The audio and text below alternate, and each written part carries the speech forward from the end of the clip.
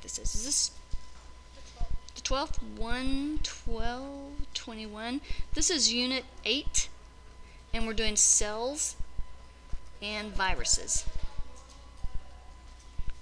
And this is period 7 for us. All right, so we're doing 4A, and we're actually going to do this in 2 pieces here. So 4A says that you're going to compare and contrast, what you guys are really competent at. Compare and contrast. How are they alike? How are they different? Compare and contrast prokaryotic and eukaryotic cells.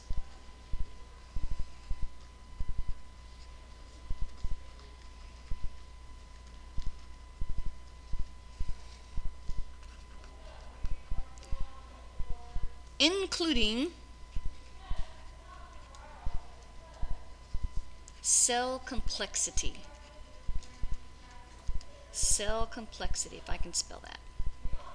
And ... we're going to hit the ... Thursday when we come back in and take notes. So we'll be doing the lab tomorrow. So we'll finish the 4A on Thursday when you come in here. So we're going to compare and contrast eukaryotic and prokaryotic cells. So before we get too far into that, what I want to do is I want to tell you some basic information about cells.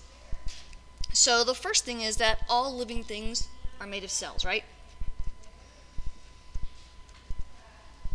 We could say all organisms are made of cells, right? Because an organism is just a living thing.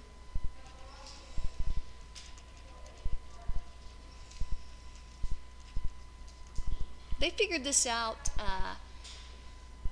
somewhere in the mid to late 1800s. All living things are made of cells. They said the cell is the basic unit of structure and function of an organism.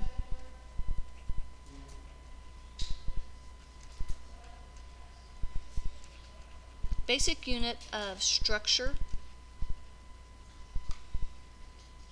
and function. Okay, what does that mean? What that means is that we pull off the smallest piece of a living organism that is still alive. That's going to be a cell. If you break the cell in half, pull out pieces of it like the nucleus or the endoplasmic reticulum or something like that, those individual pieces are not alive. The smallest piece of you that we can take out that is still alive is a cell. Now, we have to keep it in a nice moist environment and the right temperature and everything, but we can take out the basic unit of you. It's kind of like the basic unit of an element is the atom. The smallest piece of the element that still has the properties of that element. It's kind of like going along it is similar in senses to that. So the smallest piece of you, it functions on its own. It does its own job. Now, it does function within a group of things. Like if we have a group of like cells, we call it a tissue, right? If you have a group of similar tissues, not the same, but similar tissues that are working together to form a function, that's going to be an organ. What's cool about the cells is they can still function on their own for a while. Like if we take one heart cell, just one of your heart cells, and we put it in a petri dish, and we put it with, the right kind of nutrients and the right environment, just to maintain it being alive, it beats. One little heart cell will beat. Yeah? If we put another one and put it in the petri dish with it, that's alive, they'll each have their own beat, but if they touch, they'll start beating in sync with each other. Coolest stuff ever. Each of those cells is alive, and it does a job. Each of those cells does a job. So the basic unit of structure, what's it made of, and function, what does it do, is going to be the cell for living things. The third piece on here is that, where do cells come from? Cells come from pre-existing cells.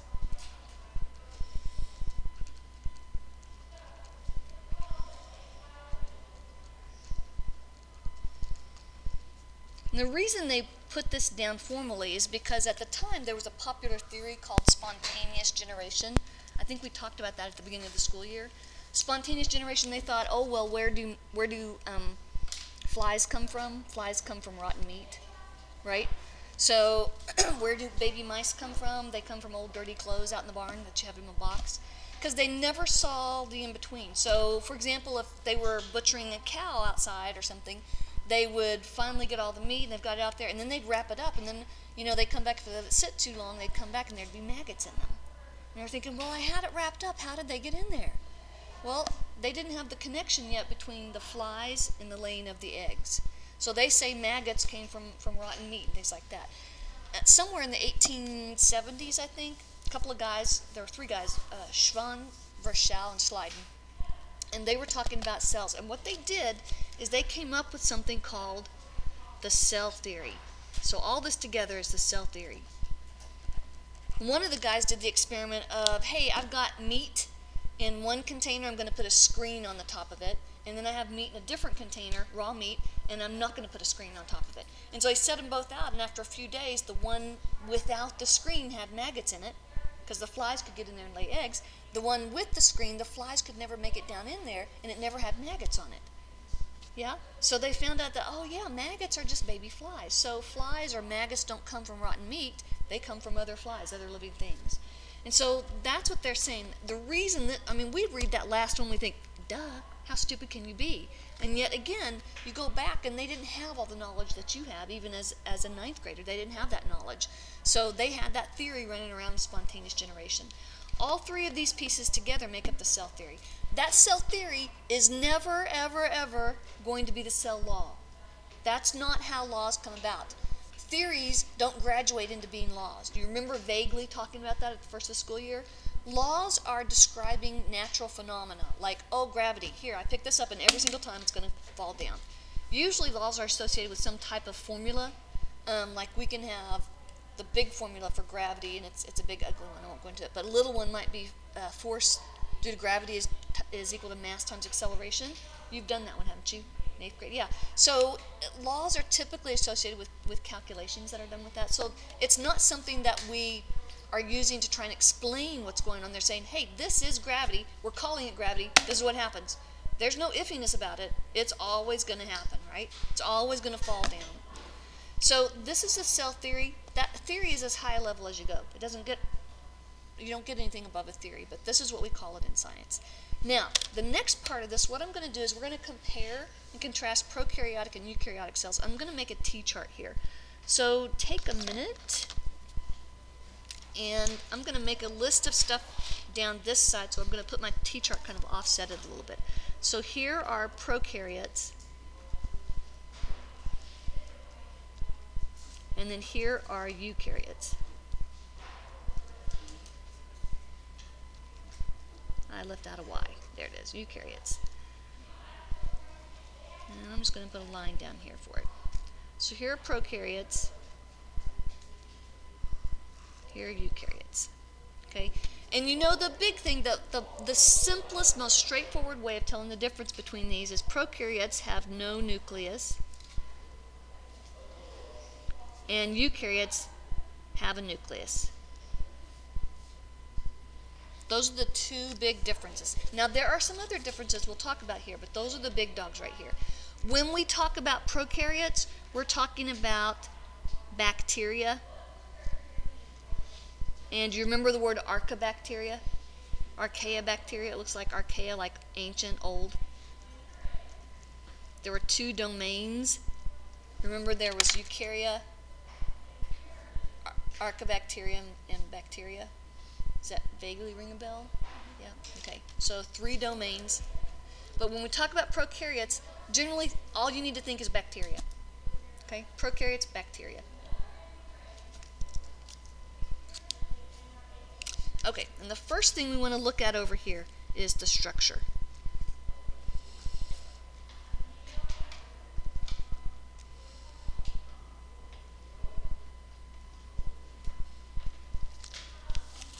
Okay, the structure, let's do it pretty blue. First of all, the nucleus. I always want to talk about the nucleus first. And I'm going to put a line for no and a check for yes. So the prokaryotes, no nucleus. There's another way we can talk about what's inside the prokaryote or what's not inside there. And in this case, I'm going to refer to it as membrane bound. Membrane bound, like it has a membrane around it. Membrane bound organelles. You have 2 different types of organelles in your cells. Some of them have membranes, some of them don't. So we have the cell membrane. The cell membrane is like this little, usually it's called a phospholipid bilayer, some type of chemical barrier. It's made of fat and protein. Lipid, another name for lipid is fat. Yeah, so we've got this layer here. And most of your organelles also have their own little layer. Sometimes it's just a single layer, but in most cases they're double layer that are in there, okay? Not all of them do, however. We have some organelles, like ribosomes, that don't have a membrane on them. There's kind of unique little things there. So the prokaryotes, they do not have membrane-bound organelles. The eukaryotes do. So you can see this referred to in two ways. When you were growing your science background, the basic knowledge, a lot of times we just focused on the nucleus, right? Now we can add a little bit more to it and say, yeah, it's not just that they don't have a nucleus. The prokaryotes don't have any of the membrane-bound organelles. Okay? So that means when we're studying the organelles, that means we're going to focus on which ones have membranes around them. Specifically, the ones that have membranes around them, the big dogs that are on there, especially would be things like mitochondria, chloroplast, the ER, Golgi bodies, vacuoles. Those all have their own little membranes around them. Okay? So examples of this would be mitochondria, chloroplast, the ER, the Golgi. So these are just little examples of the membrane-bound organelles. So they don't have any of those. It's the eukaryotes that do have those.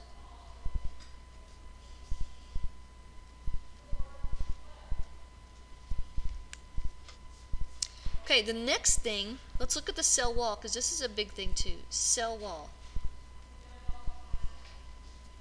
These guys do have a cell wall.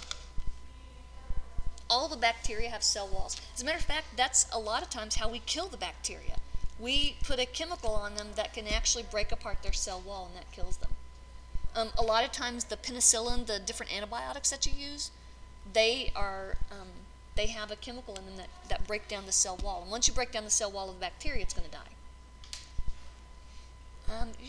You might have heard phrases like gram stain positive or gram stain negative. Some of you guys know?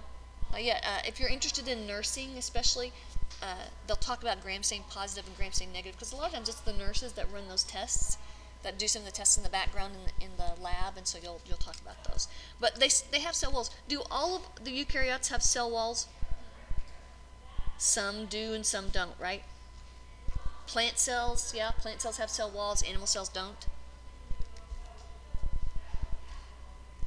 Ribosomes. Ribosomes are the site where protein, site as in S-I-T-E, the place where proteins are made. They do have ribosomes, and so do the eukaryotes. Flagella and cilia. Do the bacteria have flagella and cilia? Yes, no? Yeah, they can. Some do. I'm going to put this in parentheses, some. Same way over here, some of them do.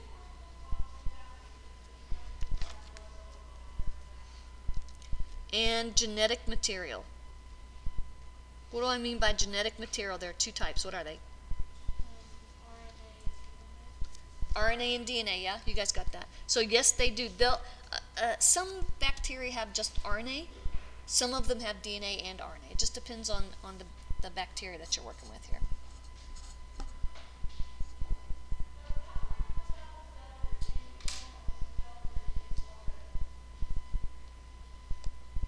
There we go. Okay, the next thing we're going to talk about, we did structure. Now what we're going to do is talk about processes.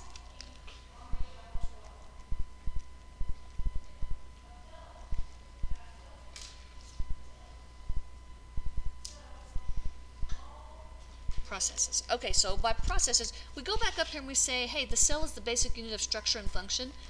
Here's the structure right here. What are the parts? Function, we're talking about the processes. What do they do? There are some processes that are ubiquitous. Okay, so ubiquitous, that means they're everywhere. Everybody does these. And those processes are incredibly important because organisms can't live without carrying these on. So they carry out, no matter what cell you have, they carry on all processes. Because they are cells. And when I say all processes, well, what do I mean by that? The first thing is transport of molecules. Don't they have to get the molecules inside their body? I'm going to abbreviate molecules as MLCLS. Molecules. You can't see that.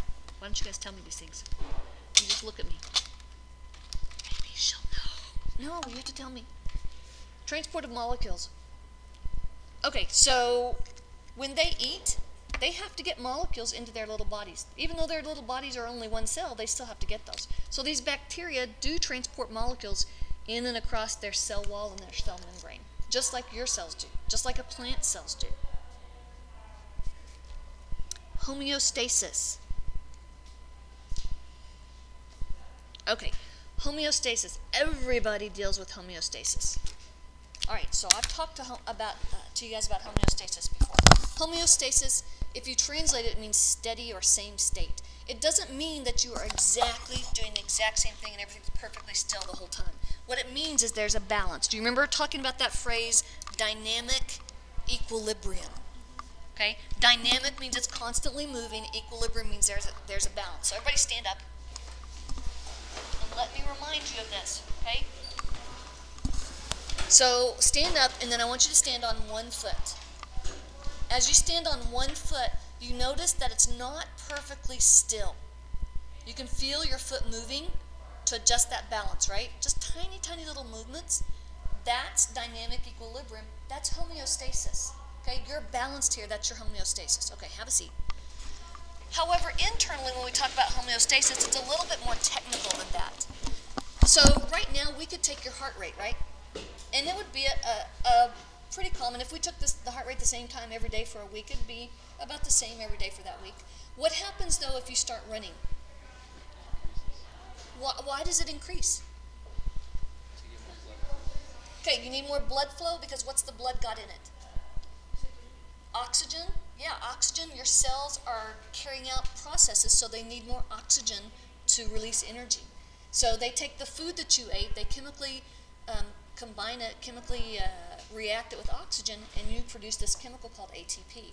So the more active your body is, it's got to change to supply that energy. So you develop a new equilibrium point. So are any of you guys cross country? Yeah, okay, so cross country, you're different from the short races, right? If you have someone who's doing a 100-yard or a 100-meter dash, it's going to be, the way they train is totally different from you guys, right? So you guys, it's not just about one spurt in 10 or 15 seconds. It's going to be, how long does it take you to run? What is it, 3K? Is it 3K that you run? 3 miles? Okay, so how long does it take you? An hour, less? Okay, so it'd take me 5 hours. But let's say 20 minutes for you guys. So you have to manage it so that you're not running out of energy by the end of, the first K. You still have to go, or the end of the first mile, you still have to go farther, right? So what you do is you get to a certain point and then you try and maintain that, right? You get to your pace, your own pace, and you maintain that pace, yes? Yeah? So that's you kind of create that homeostasis. So there's a balance between how quickly you're breathing and how quickly you're using up the energy that you have in your muscle cells and things like that. You develop that homeostasis. So depending upon what you're doing, your body kind of adjusts itself and says, okay, I'm running, so I'm going to need to bring in more oxygen. Or I'm sitting here, I'm going to lower everything and kind of slow it down. Sometimes, as you're sitting there, and you guys may not be sleepy at all, right? But you sit there in class and everything's really calm and quiet, and you're not moving around a lot, what do you start to do? Yeah, or you yawn, and you guys start yawning. Sometimes when you're sitting there quietly, everything lowers a little bit, slows down, the heartbeat slows, the breathing rate slows, and then your body's monitoring things. It says, hey, we need a little bit more oxygen. So you yawn and take in a big, deep breath of oxygen and brings your levels to the right, brings your oxygen back up to the right level. That's one of the reasons you yawn. Even though you're not sleepy, you'll still yawn and do that to bring that stuff in. And now that I've talked about yawning, go ahead and yawn and get it out of your system. That's just a little psychological thing with your brain. People start talking about yawning and then it feels like, oh my gosh, I hate to yawn. No, you're fighting it? Okay, so we have homeostasis, so everybody has to maintain that constant homeostasis. It's not a perfectly steady state. It's always going to go up and down and up and down and up and down. Your body's constantly monitoring things and making sure that it's within a range. So it's not just one straight line. If you graphed it, it'd be up and down and up and down and up and down a little bit. Okay? And if you really change what you're doing, like you start running, then it's going to go up a little bit and stay up and down in that area there. Okay, besides homeostasis, and tomorrow, by the way, your lab tomorrow is going to be dealing with homeostasis. You're not going to, okay, it's not a real lab because you don't have a lot of equipment that you're going to deal with, but what you're going to do is I'm going to give you some information about a little sick kid, and you're going to have to look at that data and try to figure out what's going on with that homeostasis.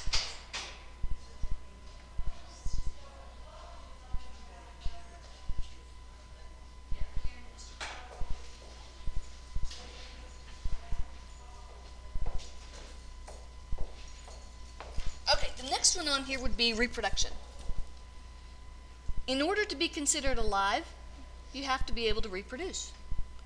And I don't mean reproduce as an individual, because there are a lot of people that maybe they're sterile, they can't reproduce, or I never had kids.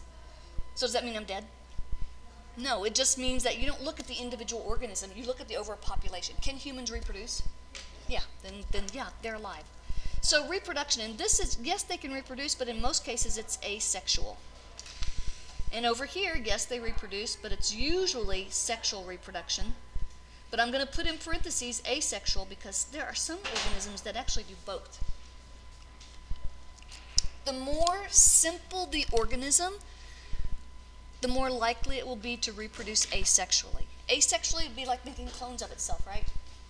So if you take those bacteria, basically what they do is they make a copy of the genetic material, the DNA that's inside there. They make a little bit more cytoplasm, they make some ribosomes and stuff, and then they just split into two. So it's called fission. They split into two. And so now you have two bacteria, and a lot of times they'll be a little bit smaller, so they'll grow in size just a little bit. And then that way, they've come back up to their normal size again. And what's amazing is they can do that when the conditions are right. They can do that every 20 minutes. So if you started out with 100 bacteria in your eyeball, 20 minutes later there's going to be 200. 20 minutes after that there's going to be 400. And then 800. You see how that does? So every 20 minutes they can reproduce. So even though they're really, really tiny compared to your cells, they reproduce really rapidly. The key here is usually you have to get enough of them in your system before they actually start really affecting your cells. Yeah? So you can have a level of bacteria in your system that your body's saying, we'll just kill that off and take care of it, it's no big problem. It's usually when you get a big dose of it that you have a problem with that.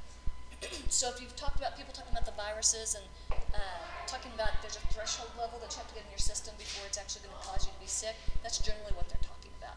You have to have a certain amount before, otherwise it kind of overcomes your body's defenses like that. So reproduction, asexual. Over here it's sexual reproduction.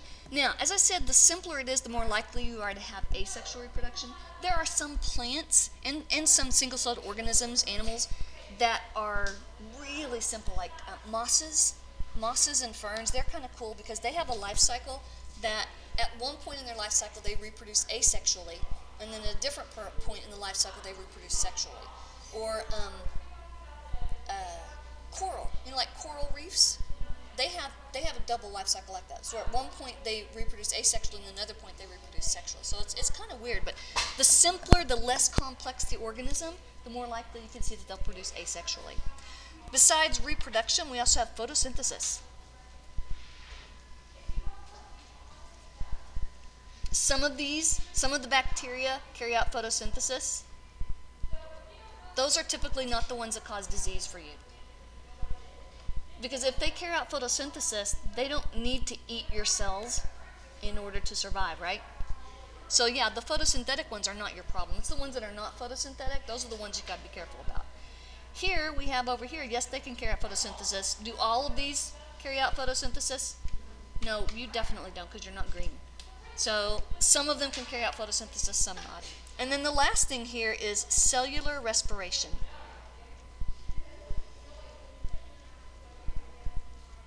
I don't mean, when I say respiration, I'm not talking about inhaling and exhaling. Cellular respiration refers to, hey, you ate food, right? And then if you take that food that you ate, specifically the sugars, and you chemically combine it with oxygen, that's respiration. That's cellular respiration.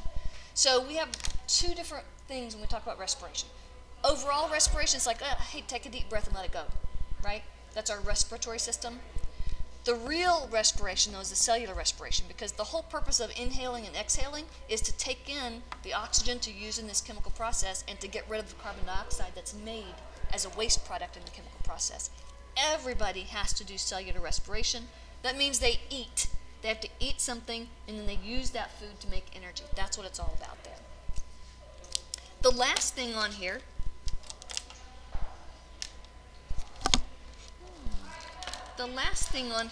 would be the sizes of things.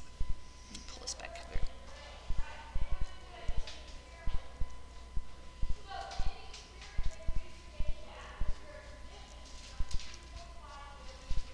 And the sizes are pretty simple. And you guys are probably not familiar so much with the micrometer, so this is what they're measured in, but you can compare them and see what the difference is. So with prokaryotes, they're like 0.1 to 5 micrometers, and it looks like this. It looks like a really funky U with the name micrometers. And I think, and I'll have to check it up because my brain's gone shot right now. I think that's a million. There are a million of them in 1 meter. So there are 1 million micrometers. So if we have a meter stick, okay, so this is a half meter stick, then there'd be 500,000 micrometers in here. So if you could cut this up into 500,000 pieces, that would be, one of those would be a micrometer. Don't quote me on that though, because I'll have to go look it up. But compare 0.1 to 5 micrometers to over here, it can be anywhere from 10 to 100 micrometers. So 1,000 times that size, right? 2 to 1,000 times. 2 times 5 is 10, so anywhere from 2 times the size to 1,000 times the size. Yeah? So these are massive compared to these guys right here. So again, usually the smaller they are, the less complex they are also. So these are the less complex of these. Okay, we will do the second part of 4A on Thursday. So let me stop this.